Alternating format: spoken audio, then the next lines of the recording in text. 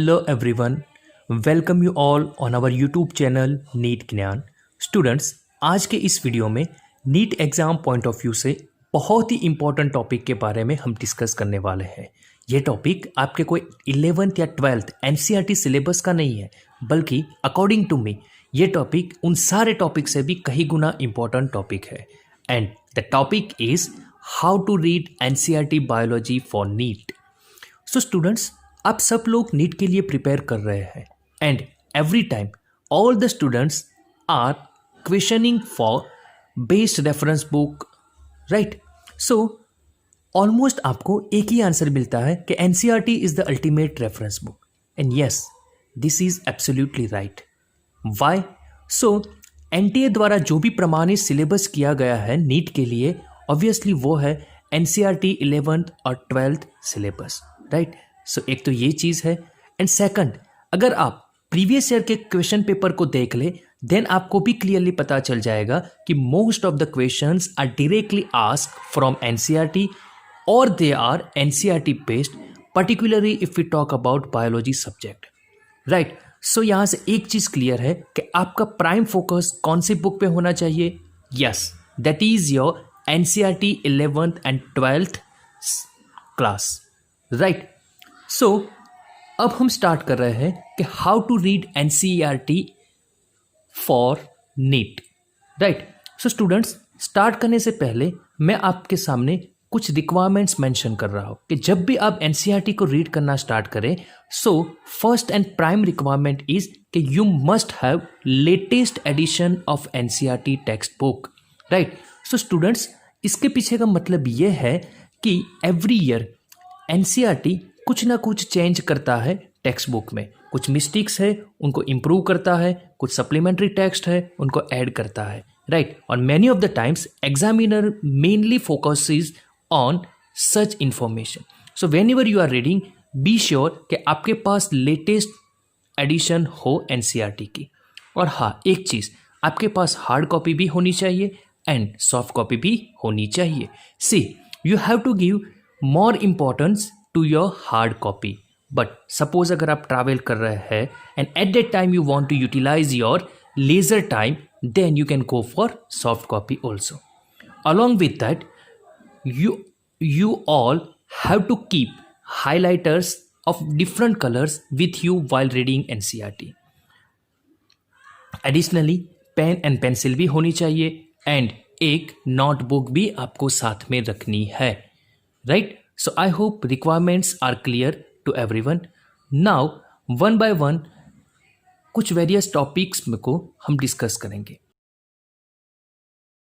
So students, सबसे पहले बात करना चाहूँगा माइंडसेट के बारे में। आपका NCERT रीड करने के टाइम पे माइंडसेट कैसा होना चाहिए? स्टूडेंट्स, आपको एक चीज़ क्लियरली पता होनी चाहिए कि you are not reading NCERT for just cracking your 12th board, but your goal is entirely different. You want to be a doctor and believe me कि आपके जो डॉक्टर बनने का रास्ता है वो NCERT से ही गुजर रहा है, राइट। सो NCERT आपके लिए बहुत ही मायने रखता है। सो जब भी आप NCERT को हाथ में लेते हैं, आपके माइंड में आपका एक डॉक्टर वाला चेहरा, गले में स्टेथोस्कोप हो और आप वाइट कोट में हो, वो आपको याद आना चाहिए। और आपको ये भी याद दिलाना चाहिए कि यही NCERT है जो मुझे मेरे इस लुक तक ले जा सकती है, यही NCERT है जो मुझे मेरे डेस्टिनेशन तक पहुंचा सकती है। जब आप इस माइंडसेट के साथ NCERT को रीड करोगे तो आपका कंसंट्रेशन भी प्रॉपर रहेगा और आप डेडिकेटेड रीडिंग कर पाओगे,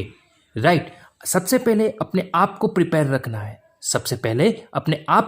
रखना है कि यस, मेरे डॉक्टर बनने के पाथ में जो भी डिफ़िकल्टीज आएगी सबको मैं पोलाइटली फेस करूँगा, सबको मैं सॉल्यूशन ढूंढ निकालूंगा और इन सब के साथ आगे बढ़ते बढ़ते एक ना एक दिन ज़रूर मैं अपनी मंजिल पे पहुंचूंगा, राइट।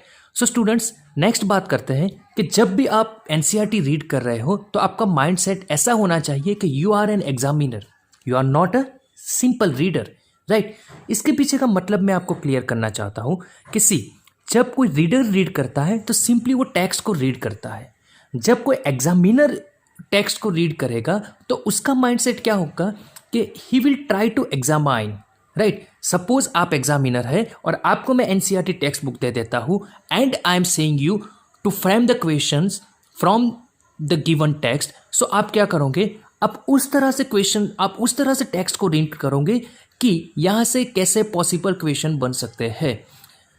सो स्टूडेंट्स, आपको भी स्टूडेंट होते हुए भी एग्जामिनर पॉइंट ऑफ व्यू से एनसीईआरटी टेक्स्ट को रीड करना है। Whenever you are reading anything, either it is a line or a paragraph, you have to simply take a pause and start thinking about possible types of questions from the text that you are reading, right? जब आप आपका NCERT read करने का नज़रिया इस तरह से set करोगे, सो डेफिनेटली आपको खुद ना खुद एक कॉन्फिडेंस लेवल क्रिएट होता जाएगा और आपका सेल्फ कॉन्फिडेंस आपको आपकी प्रिपरेशन को लेके बहुत ही बूस्ट होगा, राइट? सो ये चीज़ है माइंडसेट के बारे में। Now we are discussing the second point.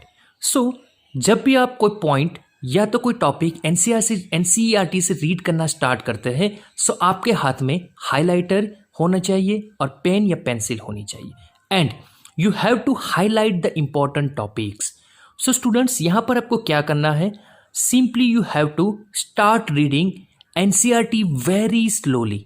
You have to read NCERT line by line, right? और जहाँ पर भी आपको लगता है कि yes this is an important thing, believe me you are reading from examiner point of view. So obviously अब आपका माइंड टेक्स्ट को एनालाइज करना स्टार्ट करेगा, राइट? और जब भी आपको लगता है कि ये text exam point of view से इंपॉर्टेंट है, immediately you will try to highlight it.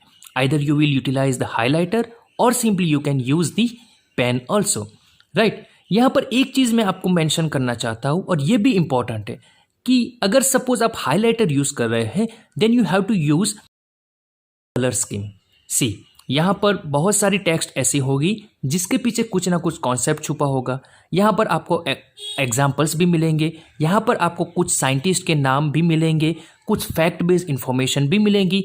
तो सबको आपको अलग तरह से याद करने के लिए हम क्या करेंगे, कलर स्कीम यूज़ करेंगे। सपोज कि आपने डिसाइड कर लिया कि every example will be marked by red highlighter, so always you will utilize red highlighter for marking the examples. So उससे क्या होगा कि आपकी एनसीईआरटी एक सेपरेट सेक्शन में डिवाइड होगी। जब भी आप रेड कलर पे आपकी आई साइट होगी तो आपको क्लियरली पता चलेगा कि yes these are examples, right? उसी तरह से जब भी सपोज आप ग्रीन कलर यूज़ कर रहे हैं फॉर साइंटिस्ट, तो ऑब्वियसली जब ग्रीन कलर का हाईलाइट्स किया हुआ पोर्शन आप देखेंगे तो आपको इमीडिएटली पता चलेगा कि yes this information is about scientist. So इससे क्या होगा कि आपकी जो एनसीईआरटी टेक्स्ट बुक है उसको आप डिफरेंट कलर हाइलाइटर यूज़ करके आप उसको डिफरेंट पार्ट्स में डिवाइड कर सकते हैं, बिकॉज यहाँ पर everything is written in paragraph form. You have to make it in point form, right? So this is the way to make NCERT proper, right? Next हम बात करते हैं कि आप जब एनसीईआरटी को रीड कर रहे हैं और आपको इंपॉर्टेंट पॉइंट्स मिलते हैं तो उसको आप अपनी नोट्स में नोट डाउन भी कर सकते हैं, राइट? बिलीव मी कि हैंड रिटन नोट्स वो भी बहुत मायने रखती है। आपको अपने खुद के हैंड राइटिंग में लिखी हुई नोट को रिफ़र करने में बहुत ही मज़ा आएगा when you are doing second revision और सब्सिक्वेंट रिवीजन्स, राइट? आपका रिवीजन का टाइम भी बहुत कम लगेगा अगर आप अपनी खुद की बनाई हुई हैंड रिटन नोट्स यूज़ कर रहे हैं तो, राइट? अब मैं कुछ डिटेल में बात करना चाहूँगा कि नोट्स कैसे बनानी है। So see, there are two ways. Either you can simply write down the information in point form or you can use mind charts, right? I hope you all are clear about how to write in points form, right? But what about mind charts? So see, this is another technique to remember the information very effectively. इसमें suppose हम example लेते हैं कि chromosomal disorders का, right? So you all have studied कि in our NCERT textbook 3 chromosomal disorders are given to us, and that is Down syndrome, Klinefelter syndrome and Turner syndrome. So see, यहाँ पर दिखाए गए इस तरह के चार्ट बना के भी आप याद रख सकते हैं। सपोज आप क्लेनफेल्टर सिंड्रोम को याद रखना चाहते हैं तो उसका भी अगर आप पॉइंट्स बना सकते हैं या तो फिर उसको भी माइंड चार्ट के फॉर्म में याद रख सकते हैं, right. So these are the effective techniques for highlighting the important points as well as to remember those important points.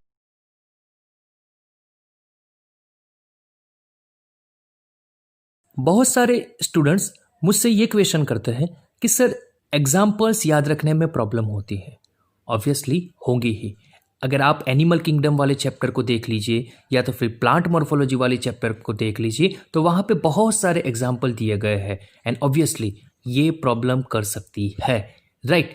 So students, यहाँ पे मेरा सिंपल सजेशन ये है कि आपको एग्जाम्पल्स को लेके कभी भी पजेसिव नहीं होना चाहिए, राइट। आप कभी भी ऐसा मत सोचिए कि आज के आज मैं एग्जाम्पल को क्लियर कर दूंगा, राइट। इसके लिए मेरा सिंपल सजेशन ये है कि आपको हर चैप्टर के एग्जाम्पल के लिए एक अलग पॉकेट डायरी रखनी चाहिए, राइट।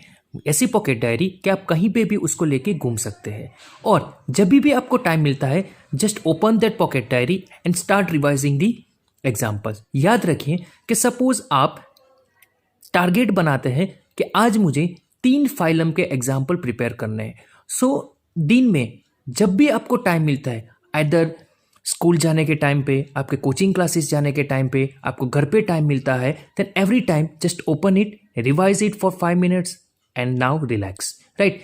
अगर आप उन एग्जाम्पल को पूरे दिन थरोली रिवाइज करोगे तो ये एग्जाम्पल आपके माइंड में सेट हो जाएंगे, आपको उसको रटना नहीं पड़ेगा। याद रखिएगा कि रटे हुए एग्जाम्पल लंबे टाइम तक याद नहीं रहेंगे। आपको उन एग्जाम्पल को आपके रूटीन में लाना होगा, आपको उनको बार बार रिवाइज करना होगा, राइट। तब जाके ये एग्जाम्पल्स आपको याद रहेंगे, right. So student, simple suggestion is कि कभी भी एग्जाम्पल को लेके पजेसिव मत होइए, सिंपली उनको रेगुलर बेसिस पे रिवाइज करते रहिए, राइट। नेक्स्ट हम बात करते हैं डायग्राम्स के बारे में। Students, diagrams are also very important from NEET exam point of view, right. Examiner यहाँ से डायरेक्टली लेबलिंग बेस्ड क्वेश्चन पूछते हैं। आपको आपकी एनसीईआरटी में दी गई हर फिगर को वेरी क्लोजली एग्जामाइन करना है, हर एक लेबलिंग को अच्छे से स्टडी करना है। इसके साथ साथ हर फिगर के नीचे दिया हुआ कैप्शन भी इक्वली इम्पॉर्टेंट है। स्टूडेंट, अगर आप हर कैप्शन को क्लोजली एग्जामाइन करेंगे तो आपको भी पता चलेगा कि बहुत सारे कैप्शन में स्पीसीज या तो ऑर्गेनिज्म का नाम भी लिखा हुआ होता है। और students, examination point of view से इसको हम कॉर्नर इंफॉर्मेशन कंसिडर कर सकते हैं और एग्जामिनर यहाँ से भी क्वेश्चन फॉर्म कर सकता है, राइट। सो आपको कैप्शंस को भी इक्वली इम्पोर्टेंस देना है। एक स्मार्ट काम आप डायग्राम को रिफर करने के टाइम पे ये भी कर सकते हैं कि सपोज आप ह्यूमन रिप्रोडक्शन सिस्टम में मेल रिप्रोडक्टिव सिस्टम के डायग्राम को स्टडी कर रहे हैं, राइट। सो यहाँ पर आपको बहुत सारी डक्स के बारे में आप लेबलिंग देखेंगे, right. For example seminiferous tubules है, देन रेटिटेस्टिस है, उसके बाद वास एफ्रेंशिया है, एपिडिडाइमिस है, उसके बाद वास डिफरेंस है, इजैक्यूलेटरी डक्ट है और उसके बाद यूरेथ्रा है। सो सी, आपने इन सारे डक्ट्स के लोकेशन को भी देख लिया और जब आप इन सीक्वेंस को याद रखेंगे तो आपको इसके साथ साथ एक और इन्फॉर्मेशन भी याद रहेगी और वो इन्फॉर्मेशन क्या है कि this is the path of movement of sperm cell, right. So यहाँ पर सी कि when you are referring the diagram, अगर यहाँ पे कुछ सीक्वेंस बन सकती है तो आप उस डायग्राम के पास में उस सीक्वेंस को लिख दीजिए। फॉर एग्जाम्पल इस तरह की सीक्वेंस आप लाइक डाइजेस्टिव सिस्टम में भी सेट कर सकते हैं, right. So this is a tip to study diagrams. उसके बाद है टेबल्स एंड फ्लो चार्ट्स।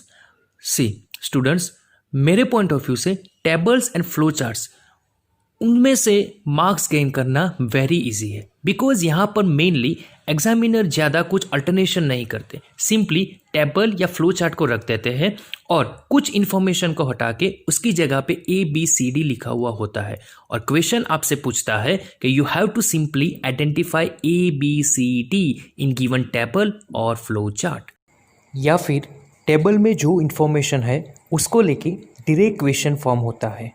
जैसे कि इस टेबल में लिखा हुआ है फंजाई में कि mode of nutrition for fungi is saprophytic, right. So directly examiner question आपसे पूछ सकता है कि what is the mode of nutrition for fungi. Simply you have to select the answer saprophytic and that is the direct information from table, right? So I hope कि आप अगर इस तरह से टेबल, फ्लो चार्ट और diagram को study करेंगे then this portion will also become easier for you. Next is integration of text. इसका मतलब यह है कि जब भी आप एनसीईआरटी का कोई भी टॉपिक स्टडी कर रहे हैं सो उस टाइम पे आपको थोड़ा सा ये भी सोचना चाहिए कि ये टॉपिक की जो भी इंफॉर्मेशन है वो एनसीईआरटी के कोई और टॉपिक से कहीं ना कहीं मिक्स करती है, कहीं ना कहीं लिंक है, कोई कनेक्शन बन सकता है, राइट। कोई कॉमन प्लेटफॉर्म है जहाँ पे ये इंफॉर्मेशन को साथ में रख सकते हैं। अगर है तो आपको डेफिनेटली वो कनेक्शन सेट करना चाहिए because many of the times examiner set such questions in NEET exam के जहाँ पे 2-3 जगह से इंफॉर्मेशन को कलेक्ट करके एक कॉमन क्वेश्चन बनाया जाता है। अगर suppose at the time of reading NCERT आपने इस तरह से कनेक्शन सेट किए हैं then and then only you can give the answer of such type of questions. Here I would like to give you an example, right. Suppose कि जब आप 12th NCERT का सेकंड चैप्टर पढ़ते हैं तो आपको सीड के बारे में पता चलता है, एंडोस्पर्म और एम्ब्रियो के बारे में पता चलता है। Even here you come to know about the ploidy of endosperm and embryo, right? You know that embryo is a diploid and endosperm is generally triploid. जब आप प्लांट मॉर्फोलॉजी पढ़ते हैं वहाँ पर जब आप सीड पढ़ते हैं तो वहाँ पे आपको एम्ब्रियो के different parts that is radical, plumule के बारे में पता चलता है। एंडोस्पर्म्स, अगर सपोज आप मेज सीड की बात कर रहे हैं तो मेज सीड में एक प्रोटीनेशियस लेयर होता है दैट इज एल्यूरोन लेयर, तो एल्यूरोन लेयर के बारे में पता चलता है। अब एग्जामिनर इन दोनों इंफॉर्मेशन को जो प्लांट मॉर्फोलॉजी से आपने पार्ट्स के बारे में इंफॉर्मेशन कलेक्ट की है वो और रिप्रोडक्शन इन फ्लावरिंग प्लांट वाले चैप्टर में से जो आपने एंडोस्पर्म और एम्ब्रियो की प्लोइडी के बारे में इंफॉर्मेशन कलेक्ट की है उन दोनों को लिंक करके कॉमन क्वेश्चन फॉर्म कर सकता है, राइट। कैसे कि सपोज इफ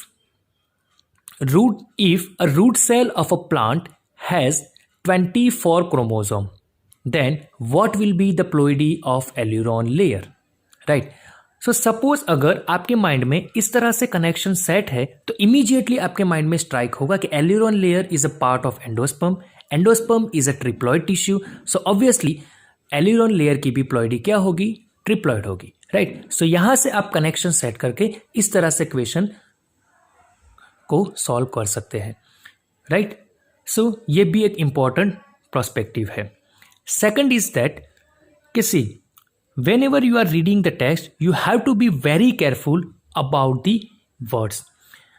बहुत बार मोस्टली, जनरली, ऑलवेज, एक्सक्लूसिवली ऐसे वर्ड्स यूज किए गए होते हैं, राइट। मैं आपको एनसीईआरटी का रियल टाइम एग्जांपल बताना चाहता हूँ कि suppose in animal kingdom chapter में पोरिफेरा फाइलम में ऐसा लिखा है कि the organisms are generally marine, the organisms are generally marine and mostly asymmetrical.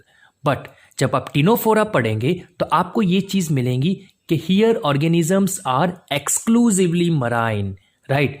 C here बहुत वास्ट डिफरेंस है। जनरली मराइन मतलब mostly they are marine but not all the members are marine in terms of poriferans, but in case of ctenophora exclusively marine that means they are always marine, right. So ये भी कुछ words है जो आपको NCERT को read करने के time पे माइंड में रखने हैं और हो सकता है तो इन सबको भी आप हाईलाइट कर दीजिए, राइट। नेक्स्ट थिंग यहां पर मैं बात करना चाहूंगा समरी के बारे में। At the end of each chapter summary is given to you and believe me बहुत सारे स्टूडेंट्स इस समरी को स्किप कर देते हैं। शायद यहाँ पर जो जितने भी स्टूडेंट्स ये लेक्चर को देख रहे हैं उनमें से भी बहुत सारे स्टूडेंट्स होंगे जिन्होंने भी ये समरी को स्किप किया होगा।